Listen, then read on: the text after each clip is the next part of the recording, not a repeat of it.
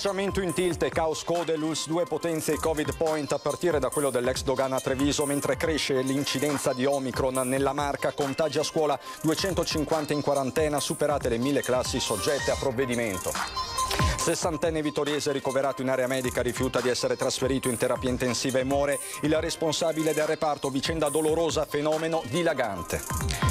Il vaccino uccide, salvati i bambini, ancora scritte Novax a imbrattare i muri delle città, a fianco alla scuola, indagini dei carabinieri. Il sindaco Conte: non si tratta di ragazzate, questi sono delinquenti. Domani alle 15 a Cairano di San Marco, di dove era originario, i funerali del 25enne di Vedelago, morto il 5 gennaio nel tragico infortunio di Tezze. Intanto Valentino Rossi ha risposto all'appello della vedova. Doppia operazione della polizia provinciale, a Fregona bloccati 2 bracconieri che avevano appena abbattuto un cervo. A Codogni è scoperto un impianto abusivo con 100 volatili non cacciabili. Tragedia a Feltre, 52enne cerca di spegnere con l'estintore le fiamme in una rimessa ma non ce la fa e muore. Era un volontario della protezione civile. Allerta smog in città, da domani scatta la zona arancione, stop ai veicoli privati fino a Euro 5 diesel, gratuito il trasporto pubblico MOM per gli over 60. Una tassazione separata per i proprietari delle ville venete, la proposta lanciata oggi a Susegana, la presentazione di un documento sulle dimore patrizie come antenate dei distretti industriali. Bentrovati, buonasera telespettatrici, telespettatori di Antenna 3. In primo piano per questa edizione trevigiana dei nostri telegiornali l'ennesima giornata di passione che si è registrata nei Covid point della Marca. È assalto del resto ai tamponi, una vera e propria caccia, complice la variante Omicron che dilaga anche nella Marca. Un caso su 2 è riconducibile proprio a questa variante. Intanto scatta il piano anticode varato proprio dall'ULSS 2. Andremo a rafforzare la dogana con ulteriori linee in modo tale da poter passare ai 3.000 tamponi al giorno e quindi avere un po' di sollievo per quelli che attualmente stanno facendo le code. Scatta anche a Treviso, come in altre ULSS del Veneto, il piano anticode ai Covid point, e non potrebbe essere altrimenti dopo l'ennesima giornata di passione vissuta da operatori e utenti. L'ex dogana, dove da lunedì si passa da 4 a 7 linee, resta la situazione più critica, oggetto di un confronto ormai quotidiano tra sindaco e ULSS. Abbiamo la tangenziale completamente paralizzata, stamattina addirittura da San Lazzaro. Ovviamente il numero di tamponi che stanno eseguendo è davvero elevatissimo, si parla di migliaia di persone e quindi automaticamente migliaia di macchine incolonnate. Ma non c'è solo l'ex dogana, la direzione generale sta valutando infatti la riapertura a tutte le fasce d'età anche di quei Covid point dedicati alle scuole, come quello di Dosson. Se vediamo come immagino che si possa gestire, come stiamo gestendo bene il discorso delle scuole, quindi con orari prestabiliti e con giorni prestabiliti, si possa aprire un mattina a pomeriggio anche per quelli che non sono minori, in modo tale da alleggerire soprattutto l'ex dogana. Per Benazzi l'assalto di queste ore si può anche spiegare con la necessità di effettuare i tamponi di uscita per tutti quei soggetti che si sono infettati durante le festività. Per questo si prevede un calo fisiologico, ma la vera svolta per un tracciamento ormai al collasso potrebbe arrivare solo dal recepimento a livello nazionale della proposta del presidente Luca Zaia, quella di non considerare casi i soggetti positivi asintomatici, linea sulla quale il CTS sta prendendo tempo. È una rivoluzione copernicana intelligente, darebbe la possibilità di essere seguiti, come dicevo prima, seguite le persone che effettivamente hanno una positività con sintomi e lasciate tranquille le persone che si fanno i loro 5 giorni a casa senza sintomi e poi possono riuscire senza problemi. Una scelta quasi obbligata guardando al dilagare del contagio e al peso crescente di Omicron che sembra correre più del previsto. A Treviso l'incidenza minore del Veneto comunque al 50%, oltre l'80% invece nelle province meno popolose di Belluno e Rovigo, tra il 60 e il 70 a Venezia, Padova, Vicenza e Verona. Sullo sfondo il giallo di giornata, data per certa. È stata poi smentita la circolare ministeriale con cui si dava l'indicazione di non conteggiare nei ricoveri in area medica Covid i pazienti positivi non sintomatici, pur garantendo loro un percorso differenziato, quelli che lo stesso Benazzi ha definito positivi per caso. Una decisione in tal senso dovrebbe però essere imminente. Attenzione, Omicron continua a fare danni soprattutto ai non vaccinati. Questo l'abbiamo visto, purtroppo lo continuiamo a vedere. È chiaro che bisogna fare il booster. E lo si vede soprattutto nelle terapie intensive che continuano a ricevere soprattutto soggetti non vaccinati. E la maggior parte, c'è da dire, una volta messi di fronte al bivio cambia idea, ma ci sono anche delle storie estreme come questa che arriva da Vittorio Veneto. In questo caso c'è stato ben poco da poter fare perché il paziente era assolutamente convinto non solo di potercela fare, ma soprattutto del fatto che il ricovero in rianimazione per lui sarebbe stato a esito infausto. Era un convinto Novax, il 60enne che all'ospedale di Vittorio Veneto si è lasciato morire di Covid, rifiutando le cure fino all'ultimo. Inutili tentativi di convincimento degli operatori sanitari ancora amareggiati per quella vita che si poteva salvare. È una storia che ha dato a tutti quanti una profonda frustrazione, sia da parte del personale medico del reparto di medicina dove questo paziente era ricoverato, sia in noi stessi. Questa è la storia più estrema di una quarta ondata che ha portato solo nella terapia intensiva vittoriese 38 pazienti. Di questi soltanto uno aveva completato il ciclo di immunizzazione.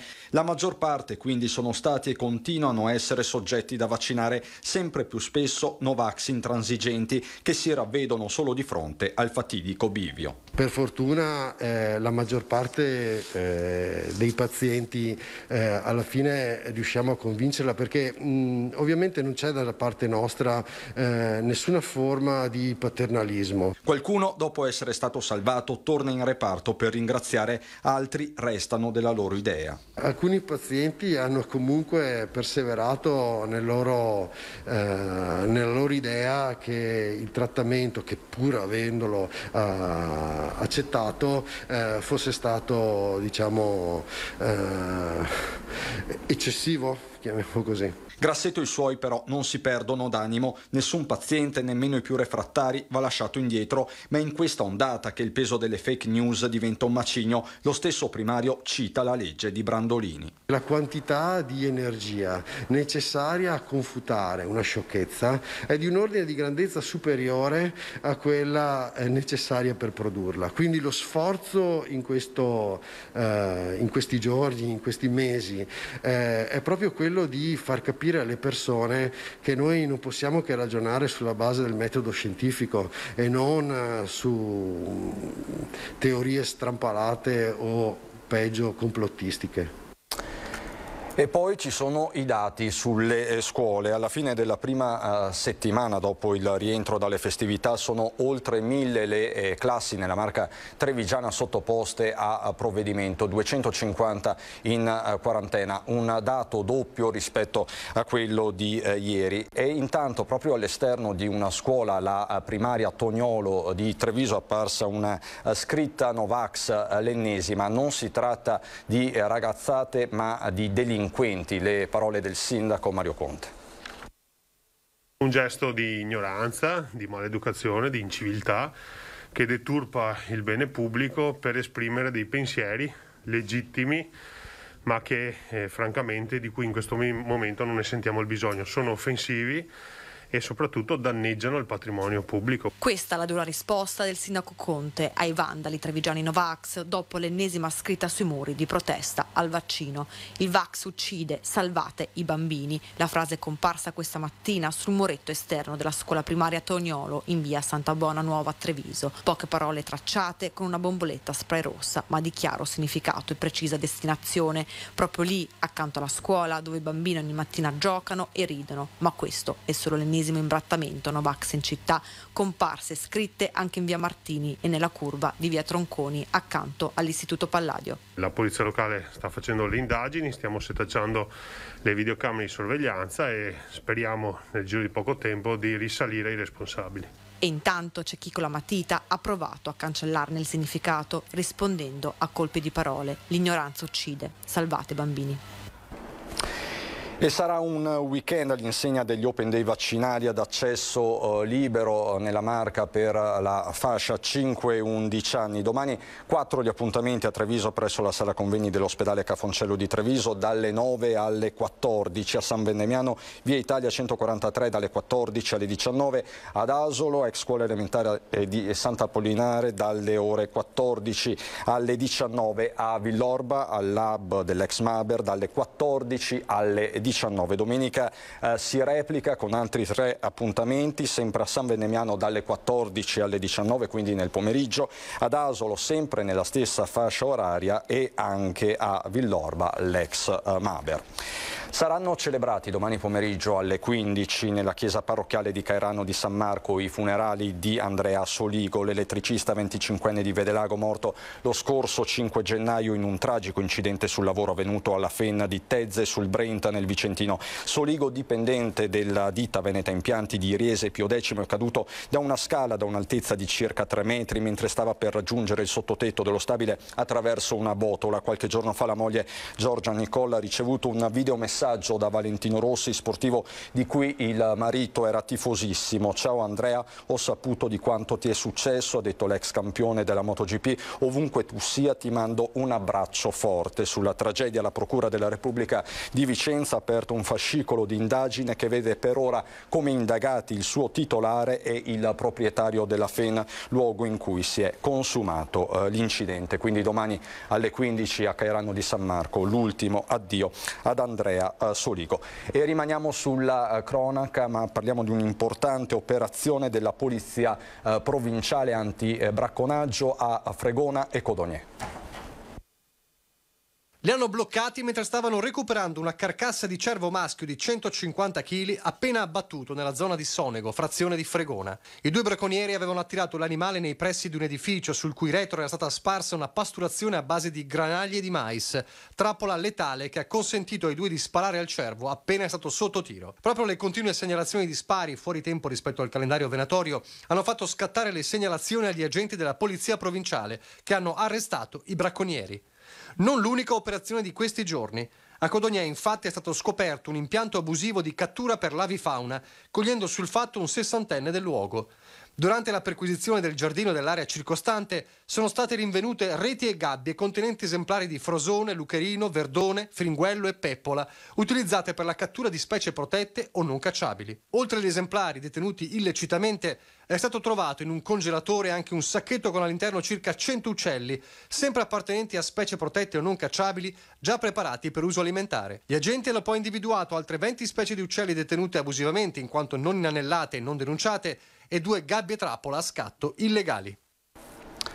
Bloccati con l'auto dalla neve sul Monte Grappa in una strada dove il traffico è vietato per chiusura stagionale. Ieri sera il salvataggio di un 41enne di Castelfranco e di una 28enne di Abano Terme che con l'intenzione di raggiungere Cima Grappa si erano immessi con la propria macchina sulla strada provinciale che dal Monte Tomba porta sul Grappa, salvo rimanere piantati nella neve dopo il Monte Palonna. In collaborazione con i Vigili del Fuoco, una squadra del soccorso alpino ha così raggiunto in quad di 2, li ha trasportati fino al fuoristrada per accompagnarli poi con quello a Possagno dove sarebbero andati a prenderli. Il soccorso alpino ribadisce che a parte la strada Cadorna il resto della viabilità risulta chiuso al traffico e le careggiate sono quasi ovunque ricoperte di neve e di ghiaccio.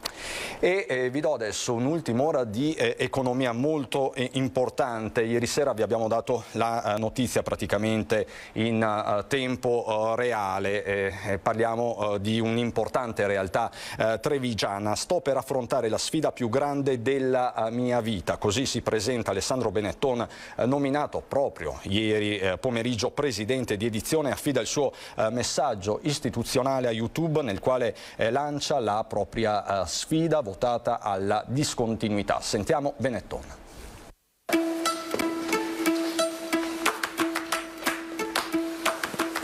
Sto per affrontare la sfida più grande della mia vita. Ieri l'assemblea di Edizione mi ha designato presidente del gruppo. Una realtà enorme legata a doppio filo con la storia della mia famiglia, che in passato ha saputo innovare ed essere all'avanguardia in tantissimi campi. La domanda che potreste farmi è: tu dov'eri prima di oggi? Lo sapete, il mio lavoro è un altro, mi occupo da 30 anni di 21 Invest. Quelli di voi che mi seguono da più tempo, tra l'altro, sanno quanto io fossi contrario ad alcune cose rispetto al business di famiglia, tanto da dare anche le dimissioni come presidente della Benetton dopo un breve periodo di carica. Perché lo faccio? Perché voglio accettare questa nomina. So bene che in questo periodo a tanti il cognome Benetton non piace. Sono stati fatti degli errori e alcuni molto gravi. E non sto parlando solo del ponte Morandi. Quella è una tragica conseguenza che peserà per sempre. Gli errori sono stati fatti prima, quando si è scelto di dare troppe deleghe alle persone sbagliate. Per questo siamo qui oggi a parlare della mia carica come presidente, perché oggi ho visto un'occasione di discontinuità, per reinterpretare l'approccio industriale che ci ha caratterizzato come famiglia nel tempo. Perché quando mi è stata presentata l'occasione di poter avere un peso reale nelle decisioni del gruppo, ho scelto di coglierla. Insomma, parole che hanno un peso specifico, diffuse da pochissimo e che già stanno facendo discutere. E rimaniamo in campo economico. Il mercato del lavoro in Veneto nel 2021 si chiude con quasi 40.000 posti di lavoro in più. Intanto, da un'indagine della Camera di Commercio di Treviso, Belluno emerge con chiarezza come le aziende siano a caccia di dipendenti. Le figure più richieste: operai specializzati, cuochi, tecnici informatici e nel settore delle vendite. Dopo il crollo del 2020, il 2021 si chiude in Veneto con un saldo occupazionale positivo di quasi 40.000 posti da dipendente, grazie soprattutto all'andamento della seconda metà dell'anno. La fotografia del mercato emerge dai dati della bussola di Veneto Lavoro, pubblicata oggi, che conferma come l'anno appena concluso sia stato per la nostra regione quello della ripartenza seguito al tonfo dell'inizio della pandemia. Crescono non solo i contratti a tempo determinato, più 38.500, ma anche quelli a tempo indeterminato. La domanda di lavoro si è invece fermata su volumi inferiori al 2019, con un calo delle assunzioni del 9%, soprattutto nei settori di occhialeria, turismo, concia e commercio. Di contro vi sono anche incrementi, anche rilevanti, nei settori delle macchine elettriche fino ai servizi finanziari. Dati significativi anche per la provincia di Treviso. Noi veniamo da un anno in cui a Treviso ci sono state 80.000 assunzioni, quasi in linea con l'anno pre-Covid 2019, per un saldo di più 6.000 posizioni di lavoro dipendente. A questi dati si aggiungono quelli elaborati dal sistema informativo Excelsior di Union Camere, che per le province di Treviso e Belluno mettono in evidenza come le aziende siano letteralmente a caccia di nuovi dipendenti, soprattutto tra gli operai specializzati, in particolare nelle attività metalmeccaniche, poi cuochi, camerieri, tecnici alle vendite ed in campo informatico. Soltanto per il mese di gennaio le nostre imprese chiedono oltre 8.500 figure in ingresso, un numero sensibilmente superiore all'analogo periodo dell'anno precedente. Se guardiamo al trimestre, i fabbisogni sono quantificati in circa 21.000 ipotesi di ingresso. Con l'auto di lusso e la casa popolare, la Polizia Locale di Treviso sta passando al setaccio le assegnazioni degli alloggi a canone agevolato. Da oltre un anno stanno indagando sotto traccia, analizzando documenti, effettuando appostamenti. Sono gli agenti del nucleo investigativo della Polizia Locale di Treviso che passano al setaccio gli assegnatari delle case popolari. Una decina le pratiche aperte e non mancano i casi eclatanti. Abbiamo già indirizzato alla Guardia di Finanza, all'Agenzia delle Entrate, delle segnalazioni di ospiti in case popolari che hanno macchine ad esempio da 50.000 euro. Quindi questo dato stride sicuramente con il fatto di avere un alloggio popolare, quindi questi servizi che noi stiamo facendo stanno dando sicuramente dei buoni risultati. Già abbiamo notificato ad ATER e ai servizi sociali la richiesta di revoca di un appartamento perché secondo noi non ci sono i requisiti. Auto costose parcheggiate nel garage, situazioni patrimoniali sospette, molte le situazioni che finiscono sotto la lente di ingrandimento della Polizia Locale affinché le assegnazioni degli alloggi popolari vadano a chi effettivamente ne ha diritto. Sicuramente i risultati non potranno essere immediati, saranno sicuramente a lungo termine, ma credo che sia un atto di rispetto anche per tutti quelli che hanno case popolari e che hanno i requisiti e che magari aspettano di entrare in una casa popolare quando invece può essere occupata da persone che non hanno titolo. Rimaniamo in città dove da domani scatta l'allerta smog, scatta quindi la zona arancione, questo significa stop ai veicoli privati fino a Euro 5, gratuito il trasporto pubblico MOM per gli over 60.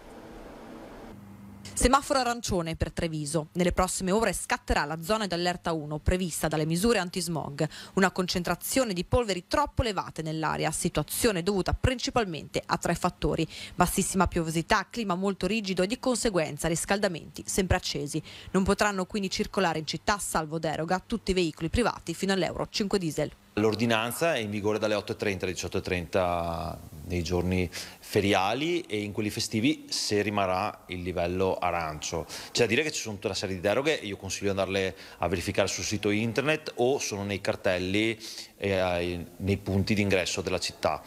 C'è da dire che questa amministrazione ha deciso, in collaborazione con MOM, che tutti gli over 60 possono circolare gratuitamente sui mezzi della MOM, quindi in servizio pubblico, durante il livello arancio o eventualmente dovesse arrivare il livello rosso.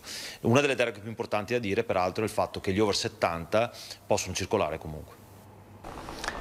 Rimaniamo sempre a Treviso per una denuncia di voi telespettatori, una situazione di degrado nel parcheggio pubblico di via Giorgione.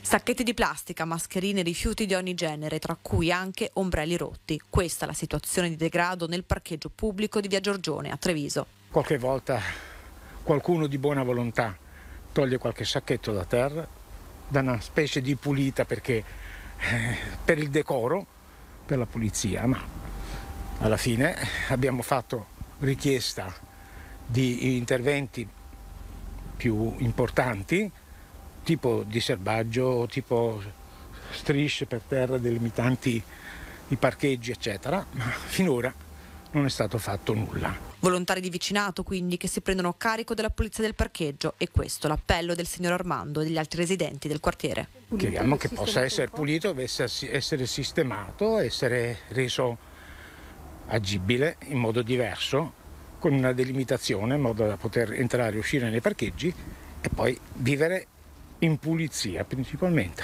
Un parcheggio buio, facile rifugio di vandali e imbrattatori, situazione che potrebbe essere risolta con l'installazione di telecamere di videosorveglianza o nuove illuminazioni. Per evitare atti al limite, anche atti di vandalismo, visto che di illuminazione ce n'è ben poca. C'è un palo della luce qua, un palo della luce lì in fondo, però coperto dall'albero e quindi illumina quasi niente se non nulla. Da Treviso a Susegana, dove questa mattina si è parlato di ville venete. Proprio da Susegana è stato lanciato un appello al governo per la tassazione di queste dimore storiche. In questo momento le ville venete vengono messe a dura prova proprio per il fatto che occorrerebbero delle attenzioni particolari. Sarebbe fondamentale avere un tipo di fiscalità diversa e che appunto questa nostra caratteristica di delicatezza particolare venga riconosciuta. Una tassazione diversa per le ville venete. La proposta è stata lanciata questa mattina nel corso della presentazione del docufilm voluto da Confagricoltura Treviso sulla civiltà delle ville venete come antesignane dei moderni distretti industriali. Dimore uniche al mondo e testimoni della nostra storia che richiedono una manutenzione costante con importanti investimenti completamente a carico degli attuali proprietari. Ci dovrebbe essere una fiscalità che sia agevolata per i proprietari, perché in realtà i proprietari hanno dei beni che sono dei beni vincolati. Un vincolo significa condizione, significa limitazione. Queste strutture così delicate devono essere trattate in un certo modo, un modo che è molto più costoso rispetto a quanto potrebbe costare un qualsiasi altro cittadino che ha una villetta o una casetta di altro tipo. Un riconoscimento delle istituzioni che dovrebbe partire già dal catasto. Si apponga una V davanti alle categorie catastali, ovvero sia V come vincolato. Questo per evitare che costi elevati di mantenimento portino prima alla chiusura degli edifici, quindi all'inevitabile degrado legato all'abbandono. Per questo le aziende agricole ancora attive nelle ville venete ne garantiscono l'integrità, mentre per molte il presente e il futuro sono nell'accoglienza turistica. Non dobbiamo dimenticare che le ville venete sono parte della nostra tradizione, della nostra cultura, sono ciò che fa fanno di noi ciò che siamo, ed è importantissimo che continuino a costituire questo elemento di legame proprio con la nostra identità. Qui si tratta di una questione identitaria e credo che in un mondo come quello di oggi, globalizzato, parlare di identità sia un elemento fondamentale. E a proposito di cultura e territorio, è stata svelata questa mattina a Treviso la seconda parte della stagione lirica e concertistica al Del Monaco. In futuro dovremo differenziarci sempre di più, le parole del presidente del Teatro Stabile del Veneto. Diciamo che dobbiamo puntare sui talenti giovani e dobbiamo riscoprire le opere che sono nate in questo territorio quando questo territorio era la New York del mondo. Questo è quello che dobbiamo fare, altrimenti cosa ci mettiamo a fare? La concorrenza contravviata al grande teatro veneziano? Mi sembra una sciocchezza. Guarda già alle prossime stagioni, ben oltre il Covid, Giampiero Beltotto, presidente del Teatro Stabile del Veneto, per il quale Treviso nel futuro prossimo dovrà necessariamente differenziarsi nella proposta cartellonistica, un vero e proprio guanto della sfida a istituzioni, fondazioni e attori della cultura del territorio, ma anche allo stesso pubblico. E se uno continua a dire la raffinata aspettativa della città di Treviso, beh, allora facciamola davvero raffinata. È inutile raccogliere paccottiglie da tutte le parti e spacciarle per raffinate. Facciamo davvero i raffinati. In attesa di quella che sembra una rivoluzione, è stato svelato il cartellone della stagione da qui a giugno, con l'obiettivo di superare al meglio la pandemia. Muniti di mascherine FFP2 si riparte di nuovo al Mario del Monaco e lo si fa all'insegna della musica. Partiamo perché poi chiaramente per la seconda parte dell'anno ci saranno nuovi appuntamenti con 4 concerti di altissimo livello internazionale e 2 opere. La Vedova Allegra, che sarà bellissimo, ma anche uno spettacolo pensato per le famiglie e i più piccoli.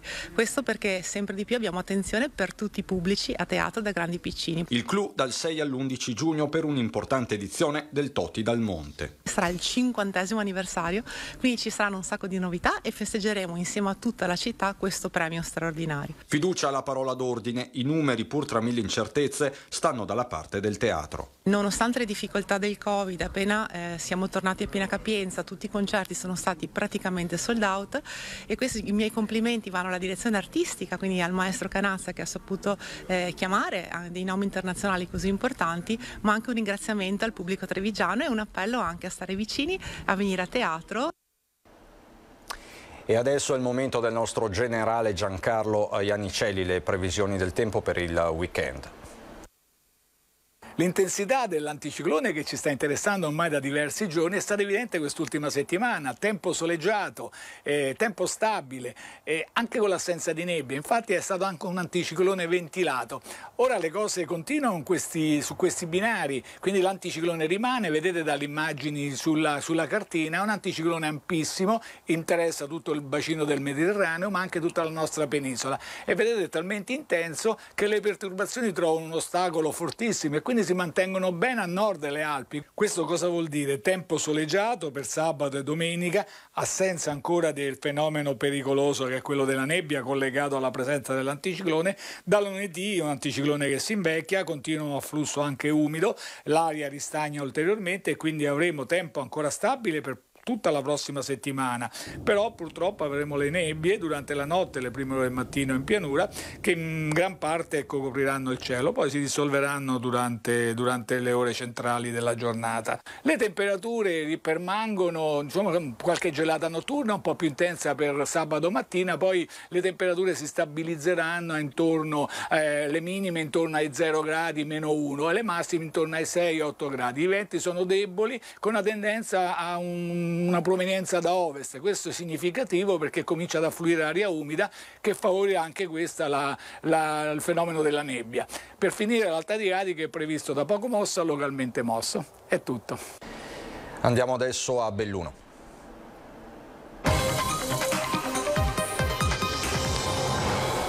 In apertura la cronaca, la tragedia che si è consumata nel primo pomeriggio di oggi a Farra di Feltre. Un uomo di 52 anni ha perso la vita nel tentativo di domare il rogo che si era sviluppato all'interno della sua rimessa. Ivan Gaio, questo il suo nome, lavorava alla Piave Maitex ed era volontario della Protezione Civile ANA di Feltre. Una morte assurda, quella di Ivan Gaio, 52 anni. Nel piccolo laboratorio di Via Fosse, a Feltre, dove il suocero faceva ancora qualche lavoretto di falegnameria e in cui riparava la sua autovettura, per cause ancora da definire sono divampate le fiamme. L'uomo è accorso per cercare di domare l'incendio, è entrato nello stabile pieno di fumo, dove sarebbe voluto entrare anche il suocero, lì presente, trattenuto invece all'esterno. È stato un incendio in un laboratorio di falegnameria, ma a livello dilettantistico hobbistico, nel quale è rimasto coinvolta una persona che, avvisata che c'erano le fiamme nel suo laboratorio, ha cercato di entrare evidentemente per vedere se poteva fare qualcosa, e però purtroppo non è riuscito ad uscirci da solo, e quando siamo intervenuti ne abbiamo individuato il corpo. L'uomo, che lascia la moglie e 2 figli, è stato verosimilmente stordito e forse anche ucciso proprio dal densissimo fumo. La chiamata ai vigili del fuoco era arrivata poco dopo mezzogiorno, ma le squadre di Feltre stavano operando a Santa Giustina. Sono quindi intervenuti per primi i vigili del fuoco di Belluno e quelli di Montebelluna, oltre poi a quelli di Feltre. Sono stati impiegati una ventina di uomini, qui sono aggiunte le forze dell'ordine e una decina di mezzi. Purtroppo per Ivan Gaio non c'era più nulla da fare, e tra chi è giunto sul luogo per portare le transenne richieste come fosse un operaio qualunque, anche l'assessore comunale alla protezione civile. Non ci sono parole, ovviamente, quando si perde una vita umana c'è sempre qualcosa che non funziona. Ogni buon conto abbiamo cercato di fare tutto il possibile con le forze dell'ordine, adesso siamo qua a mettere in sicurezza la zona e non posso aggiungere altro, insomma. Le persone che gravitano nello stabile di quello che era il mobilificio Samson del suocero e che ora ospita un'associazione, una palestra, un negozio, si sono immediatamente strette intorno alla moglie della vittima, colpita drammaticamente da una tragedia così assurda. E poi ci sono i temi del Covid, con il contagio che dilaga in provincia di Belluno, territorio che in Veneto risulta quello a più alta incidenza della variante Omicron, ben oltre l'80%. Lo rilevano i sequenziamenti eseguiti dall'Istituto Zooprofilattico delle Venezie sui campioni inviati dall'ULSS lo scorso 4 gennaio. Tiziana Bolognani. Il primo posto in Veneto nella classifica dell'incidenza della variante Omicron, i bellunesi proprio non se lo aspettavano. 20 campioni dei 24 inviati al sequenziamento lo scorso 4 gennaio hanno rilevato che la contagiosità di Omicron prevale nell'83,3% dei casi, il resto è rappresentato da Delta. Non si spiega in altro modo l'impennata esponenziale dei positivi al virus SARS-CoV-2, 704 quelli registrati nelle ultime 24 ore, dato che fa schizzare l'incidenza settimanale a 2.122 casi su 100.000 abitanti, superiore alla media nazionale che si attesta a 1965. Oggi abbiamo registrato 700 nuovi casi. Siamo oggi in questo territorio con più di 7.000 persone positive. È un dato che non è mai stato raggiunto, neanche nel momento di picco maggiore dell'anno scorso. I numeri parlano da soli. Nella settimana fra il 3 e il 9 gennaio i nuovi positivi sulla popolazione vaccinata con terza dose sono 4-5 su 1.000 abitanti. Fra i non vaccinati i casi sono 5 volte superiori, 25 su 1.000 abitanti. Questo deve farci riflettere. Dobbiamo capire che non possiamo perdere tempo. Dobbiamo completare il ciclo vaccinale, dobbiamo vaccinarci velocemente. Prenotazione o accesso libero per gli over 50 in tutti i centri vaccinali, richiamo possibile a 120 giorni dal completamento della seconda dose, Open Day per il vaccino pediatrico domani a Sedico dalle 9 alle 18, domenica al Centro per Lievi di Feltre dalle 15 alle 18:30. Anticipate quanto più possibile la dose booster e cerchiamo di proteggerci. Delicata la situazione nelle scuole, attualmente 73 quelle in carico, delle quali 23 quarantenate, 36 in automonitoraggio, 14 in monitoraggio con testing. Numeri di questo genere, ha detto la numero 1 dell'azienda sanitaria, rischiano di mandare la scuola di nuovo in DAD. L'appello della Carraro è accorato. Abbiamo bisogno della responsabilità e dell'aiuto da parte di tutti voi. Se dovessero aumentare tanto i ricoveri e continuare questa ascesa dei positivi, noi dovremo un po' anche rivedere le nostre attività, ed è qualcosa che né voi né noi vogliamo fare. Chiudiamo con l'appello accorato della direttrice generale dell'ULSS 1 di Belluno Carraro. Questa edizione dei nostri telegiornali non ci sono particolari aggiornamenti dell'ultima ora, ci sono le previsioni del tempo. Buona serata.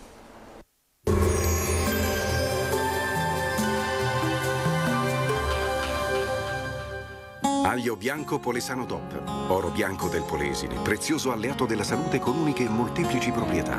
Scegli aglio bianco Polesano DOP. Bentrovati ad un nuovo aggiornamento meteo. L'alta pressione delle Azzorre comanda ancora il tempo sul nostro territorio, contesto stabile e clima un po' più mite. Vediamo insieme il dettaglio di sabato 15 gennaio. Sul Veneto bel tempo con tanto sole ovunque, dunque situazione identica rispetto ai giorni scorsi. Non si verificheranno precipitazioni, il cielo sarà sereno e sgombro da nubi.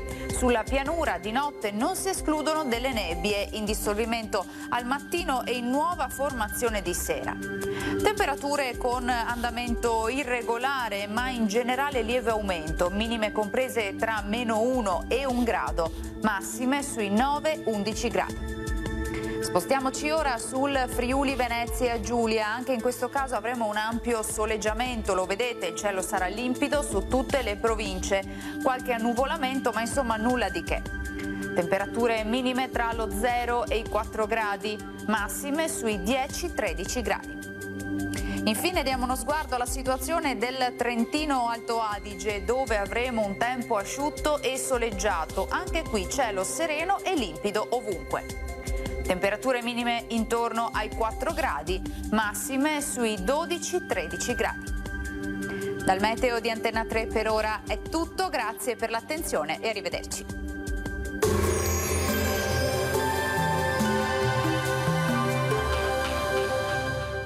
Aglio bianco Polesano DOP, oro bianco del Polesine, prezioso alleato della salute con uniche e molteplici proprietà. Scegli aglio bianco Polesano DOP.